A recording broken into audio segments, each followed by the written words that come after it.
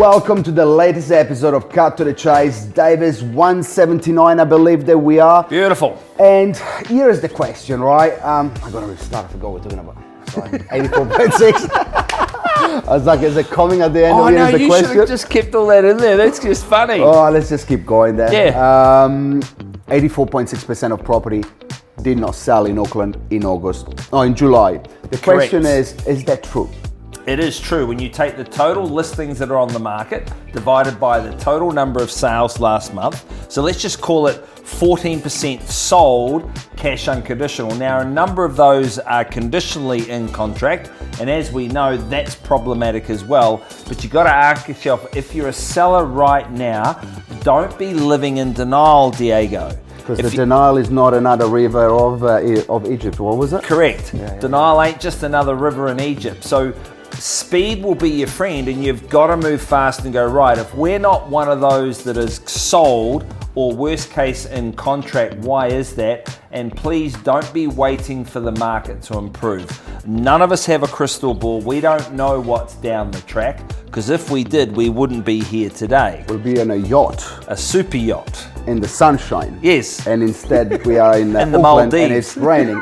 The problem is this, right? It's a lot of agents do not know how to navigate a market like this. And this is not being critical, or it's what it is, right? It's what it is. As a vendor on the market, what will be the first thing that you'll say to your agent? Because you can't fire your agent, you've got an agent's agreement, and if you're midway through it, you've got to have some improvements, right? You can't just say, hey, I'm going to list it again. So what would you say? Well, we know that you meet your best buyers in the first 4 weeks. So if it's not sold, it's not in contract. The truth is the market is rejecting your property currently because it does not sit in isolation. It's competing with a whole lot of other properties. So you need a heart-to-heart, belly-to-belly, eyeball-to-eyeball, one-on-one conversation with your agent, maybe the sales manager, the auctioneer, in collaboration, getting the team together going, what are some new ideas to reinvigorate the market to start looking at your property? Is it taglines, money shot, telling the story? Quite often price dictates activity most times, so quite often you've got to make an adjustment on your price. My biggest frustration for people that are in the market at the moment, they've been on the market longer than 3 or 4 weeks and they're still sitting there with a PBN or price on application.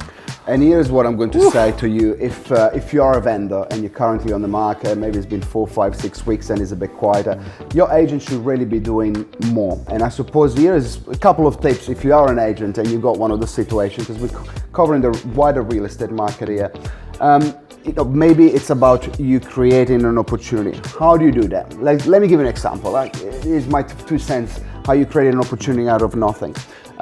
You got a campaign, you've got a number of people coming through, they have not engaged with the property, but you're going to be having a meeting with the vendor about pricing. And you're going to go to the buyers and say, hey, look, I'm going to have a meeting with our vendors in regards to adjusting the price on the market. And I wanted to give you an opportunity first before I go to the wider market. Yeah. Obviously, you come to the property, you showed a little bit of interest. What might you do at this price level? Because then you are reinvigorating a conversation to let them know you got an opportunity before everyone else sees the new price adjustment. Yep. This is just an idea. There's many things you can do, but really, sometimes changing the pictures, title, and all of that works. Sometimes it needs to be a little bit more concrete. And when you're looking at what that means, it's always around the pricing. Oh yes. And look, if you've got any other questions around, reach out, give us a call. Happy to help you, because we treat everyone the same by treating them differently.